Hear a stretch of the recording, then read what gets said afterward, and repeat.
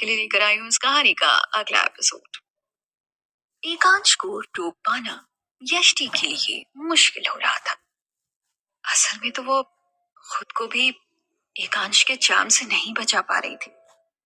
एकांश ने उसे अपने काफी करीब कर लिया था।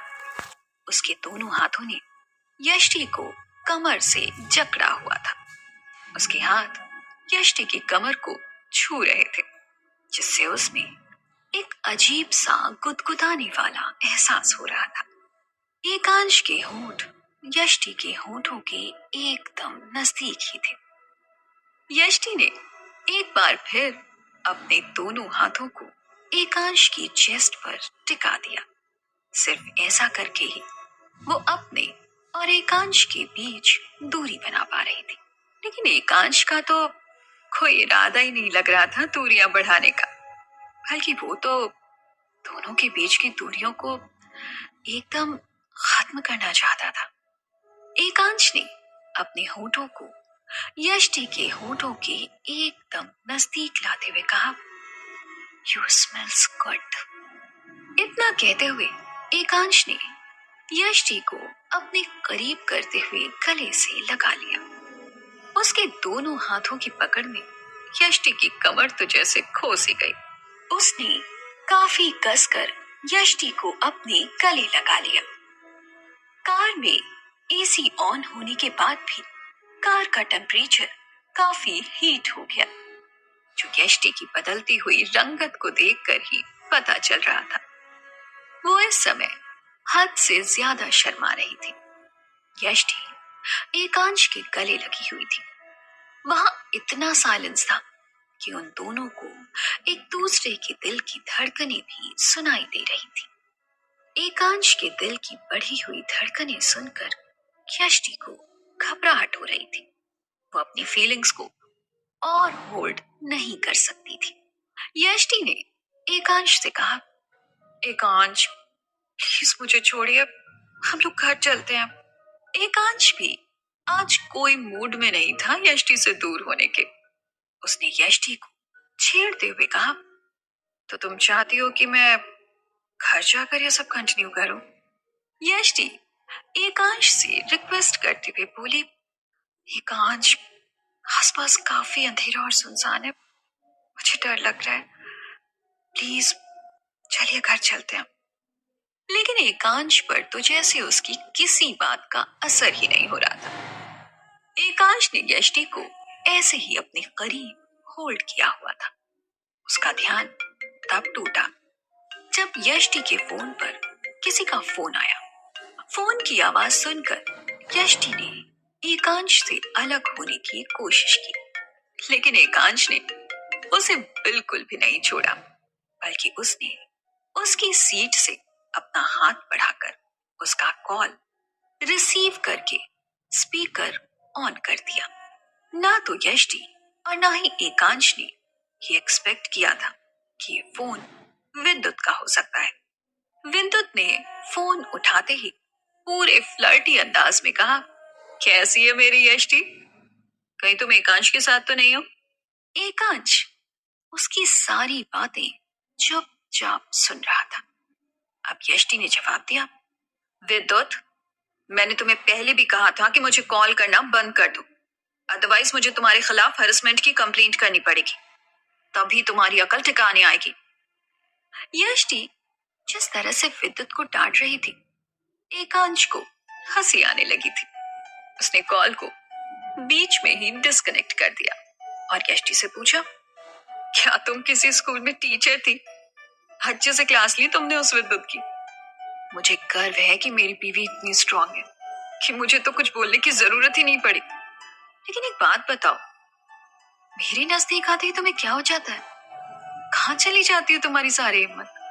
इतना कहते हुए एकांश ने यष्टि के गाल को अपने हाथों से हल्के से पिंच किया। अब यष्टि बिना कोई जवाब दिए अपनी कार की सीट पर वापस आ गई और एकांश से सिर्फ इतना ही कहने की हिम्मत कर पाई, "एकांश, चलिए अब घर चलते हैं।" एकांश ने यष्टि को काफी परेशान कर लिया था, तो अब उसने यष्टि के कहने पर कार को घर की तरफ दौड़ा दिया। एकांश और यष्टि घर पहुंचे तो घर पर सभी लोग सो चुके थे। यष्टि ने घर आते ही सबसे पहले श्रेया के रूम में जाकर उसे देखा। वो सो चुकी थी। एकांश अपने रूम में आ चुका था। एकांश कपड़े चेंज कर रहा था जब यष्टि रूम में आई। यष्टि ने शर्टलेस एकांश को देखकर अपना चेहरा फौरन फेर लिया। एकांश ने जब यष्टि को ऐसे शर्माते हुए देखा तो वो कुछ कहने की जगह उसकी तरफ बढ़ा और उसने ऐसे ही यष्टि को पीछे से हग कर लिया। लेकिन उसकी बाहें यष्टि को ज्यादा देर होल्ड नहीं कर पाई। वो उसकी पकड़ से ऐसे निकल गई जैसे किसी बिल्ली के पंजों से चूहा। एकांश भी यष्टि के पीछे पीछे ही था। यष्टि एकांश को जैसे चिढ़ा रही थी कि वो उसे पकड़ कर दिखाए। यष्टि आगे आगे और एकांश उसके पीछे पीछे। एकांश को तो जैसे यष्टि ने थका ही दिया था। वो काफी फुर्तीली थी भागने दौड़ने में। एकांश ने आखिरकार पकड़ ही लिया यष्टि को। यष्टि इस समय एकांश के नीचे दबी हुई थी। वो उसे पकड़ने के चक्कर में बेड पर ही गिर गई। काफी टाइम के बाद दोनों ने काफी अच्छा वक्त साथ बिताया था। यष्टि के अंदर अभी भी बचपना बाकी था, जिसकी एक झलक एकांश ने अभी अभी देखी थी। और वो यही चाहता था कि यष्टि की एक क्वालिटी उसमें हमेशा बरकरार रहे। वो अपने नीचे दबी हुई यष्टि के चेहरे पर आए हुए बालों को उसके चेहरे से हटा रहा था। उसकी आंखें यष्टि की आंखों में खो गई थी। यष्टि को देखकर एकांश के अंदर की फीलिंग्स जाग रही थी। अब एकांश ने अपनी फीलिंग्स को और ज्यादा होल्ड नहीं किया और यष्टि के होंठों को झुककर किस कर लिया। एकांश के एक हाथ ने यष्टि के दोनों हाथों को पकड़कर ऊपर होल्ड किया। दूसरे हाथ से एकांश ने उसके चेहरे को उसकी चिन से पकड़ा हुआ था। यष्टि के होंठों को बस किस किए जा रहा था। एकांश के होंठ यष्टि के होंठों को बेसब्री से किस कर रहे थे। एकांश इस समय भी शर्टलेस था और यष्टि के बहुत ज्यादा करीब था। यष्टि की सांसें अनियमित होने लगी थी और एकांश के सब्र का बांध टूटने लगा था। एकांश ने जिस हाथ से यष्टि के चेहरे को होल्ड किया हुआ था, अब उसी हाथ से वो यष्टि की ड्रेस को लूज कर रहा था। यष्टि को एकांश का इस तरह से छूना बहुत ही गुदगुदा रहा था, लेकिन एकांश ने यष्टि के दोनों हाथों को बहुत ही स्ट्रांगली पकड़ा हुआ था और अभी भी यष्टि के होंठों को किस किए जा रहा था। एकांश का हाथ यष्टि की ड्रेस को उसके शोल्डर से नीचे कर चुका था। एकांश के होंठ अब यष्टि के होंठों से अलग हुए थे। उसने कुछ देर तक यष्टि के चेहरे को निहारा। उसका गुलाबी पड़ चुका चेहरा अब एकांश को और भी ज्यादा लुभा रहा था। वो इससे एक कदम आगे बढ़ना चाहता था।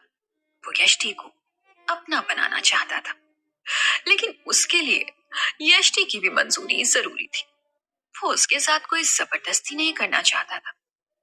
एकांश के गर्म होठों ने यष्टि की नेक को छुआ तो यष्टि ने अपना हाथ छुड़ाने के लिए स्ट्रगल किया, लेकिन एकांश को अपने से दूर होने के लिए उसने नहीं कहा था।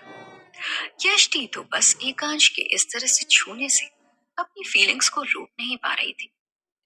थोड़ा स्ट्रगल करने पर एकांश ने उसके हाथों को छोड़ दिया, लेकिन एकांश अभी भी यष्टि की नेक और शोल्डर को किस कर रहा था। एकांश जहां जहां यष्टि को छू रहा था, उसकी स्किन उसे वार्म होती हुई महसूस होने लगी और उसकी रंगत बदलकर गुलाबी पड़ गई थी। यष्टि ने एकांश के कंधों को अपने दोनों हाथों से पकड़ लिया।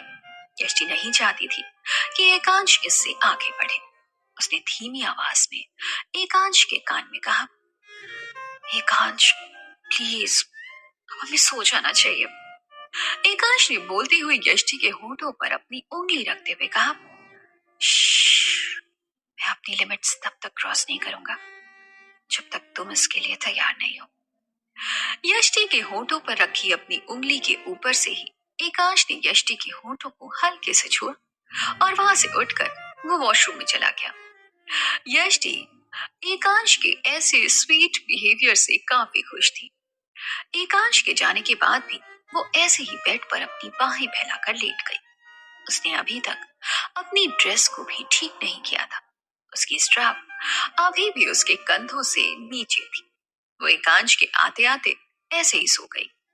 यष्टि बेड के एकदम बीचों बीच लेटी हुई थी। एकांश वॉशरूम से फ्रेश होकर बाहर आया तो उसने यष्टि को वही बेड के बीचों बीच बच्चों की तरह पांव से कोलकर सोते हुए देखा। एकांश यष्टि को देखकर यही सोच रहा था कि वो जरूर उस ड्रेस में अनकंफर्टेबल फील कर रही होगी और वो उसे बिना चेंज किए ही सो गई थी। लगता है ये काम मुझे ही करना होगा, एकांश मन में सोच रहा था। उसने अलमारी से यष्टि के कपड़े निकाले और लास्ट टाइम की तरह यष्टि को ब्लैंकेट से कवर करके उसकी ड्रेस को चेंज किया।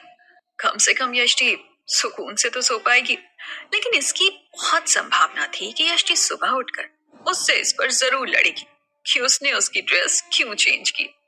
तो दोस्तों, आज के इस एपिसोड की कहानी यहीं तक।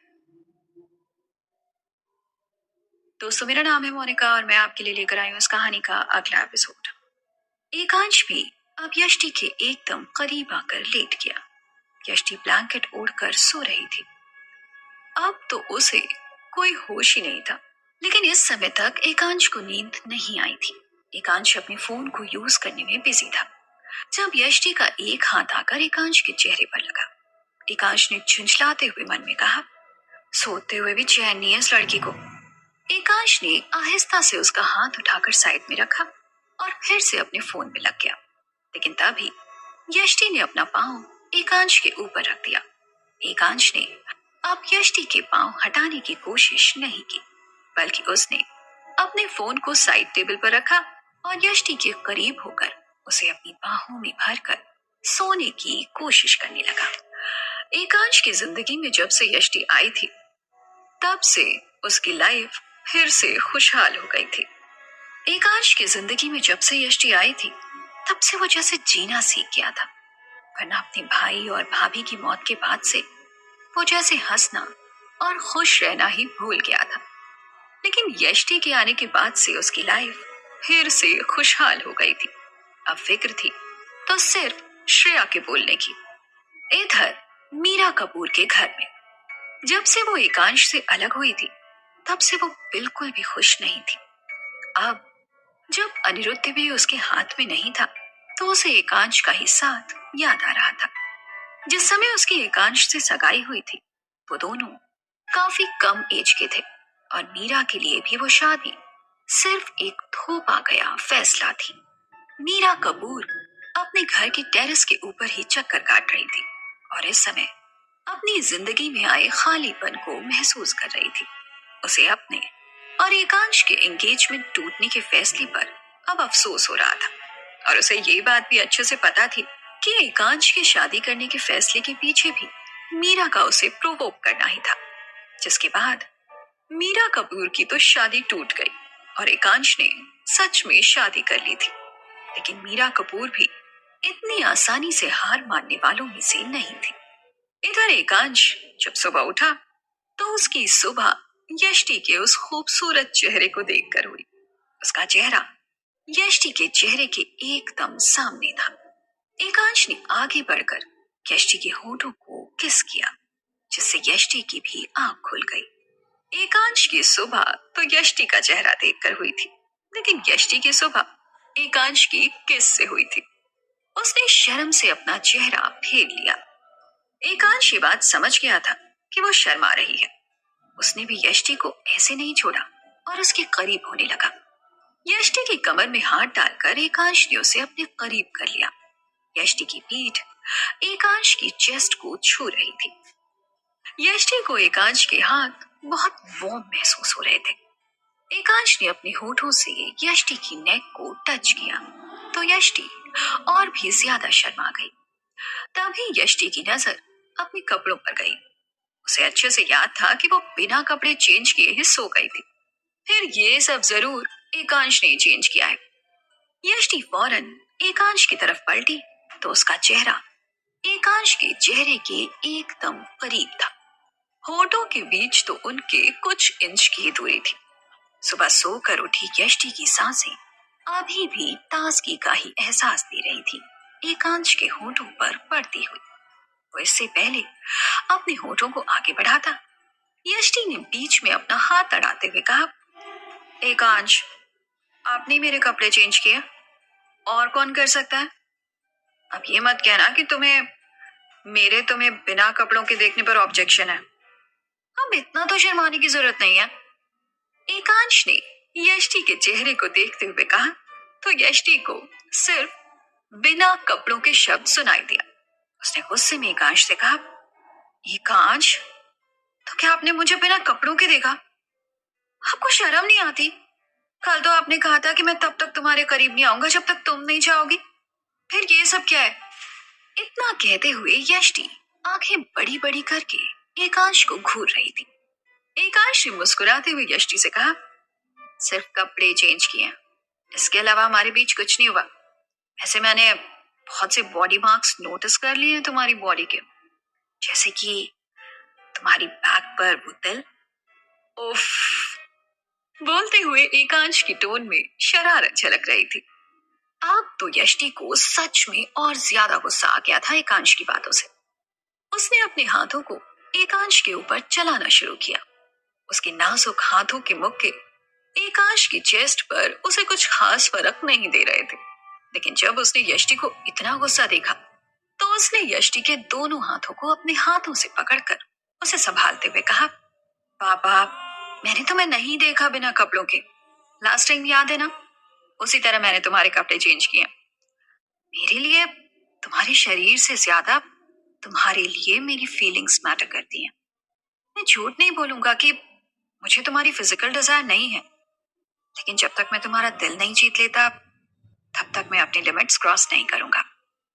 एकांश की ये बात यष्टि के दिल को छू गई, क्योंकि इतना टाइम हो गया था उन्हें साथ रहते हुए, लेकिन कभी एकांश ने अपनी लिमिट्स क्रॉस करने की कोशिश नहीं की थी। वो यष्टि की रिस्पेक्ट करने की बात कहता नहीं था, बल्कि करता भी था, जिसकी वजह से वो दोनों एक दूसरे के करीब आए थे। एकांश ने यष्टि के चिन को अपनी 2 उंगलियों में पकड़ते हुए आगे कहा, मुझे बहुत मन होता है कि मैं इन खूबसूरत होठों को किस करूं, इस चेहरे को देखकर उठूं, इन आंखों में अपने लिए प्यार देखूं। मैंने शादी करने से पहले नहीं सोचा था कि मैं इतनी खूबसूरत लड़की से शादी कर रहा हूं, जो सिर्फ देखने में ही नहीं बल्कि दिल से भी बहुत खूबसूरत है। एकांश के बोलते बोलते ही यष्टि ने अपने और एकांश के होठों के बीच का गैप खत्म करके उसके होठों को चूम लिया। ये दूसरी बार था जब यष्टि ने एकांश को अपनी तरफ से किस किया था। इससे पहले नशे की हालत में यष्टि ने पहले किस किया था एकांश को। यष्टि की इस किस ने एकांश के अंदर एक आग लगा दी थी। उसने यष्टि को कमर से थामते हुए अपने नजदीक कर लिया। दोनों एक दूसरे के काफी करीब थे। तभी उनके रूम के डोर पर किसी ने नॉक किया। यष्टि ने अपने आप को एकांश से अलग किया और फौरन डोर की तरफ गई। डोर खोलकर देखा तो सामने श्रेया खड़ी थी। उसने अपने बगल में अपने डैडी को दबा रखा था। यष्टि ने झुककर उसे अपनी गोद में उठा लिया और उसे लेकर अंदर रूम में आ गई। एकांश ने श्रेया को देखकर खुश होते हुए कहा, मेरी बेबी की नींद आज बहुत जल्दी टूट गई। चाचू को गुड मॉर्निंग किस दो बेटा। कहते हुए एकांश ने श्रेया के गाल को किस किया। श्रेया ने एकांश को गले से लगा लिया। उसकी पकड़ आज थोड़ी स्ट्रांग थी, मतलब वो किसी चीज से या तो अपसेट थी या डरी हुई थी। एकांश फौरन समझ गया कि जरूर उसने अपने माँ और पापा को देखा है सपने में और उन्हें याद कर रही है। एकांश ने यष्टि की तरफ इशारा किया तो यष्टि समझ गई कि ये श्रेया का नॉर्मल बिहेवियर नहीं है। यष्टि ने भी एकांश के गले लगी हुई श्रेया को पीछे से हग कर लिया। श्रेया एकांश और यष्टि की बाहों में थी। वो बोलकर बता भी नहीं सकती थी कि क्या हुआ है। ये बात एकांश और यष्टि को भी और परेशान कर रही थी। तो दोस्तों, आज के इस एपिसोड की कहानी में बस इतना ही।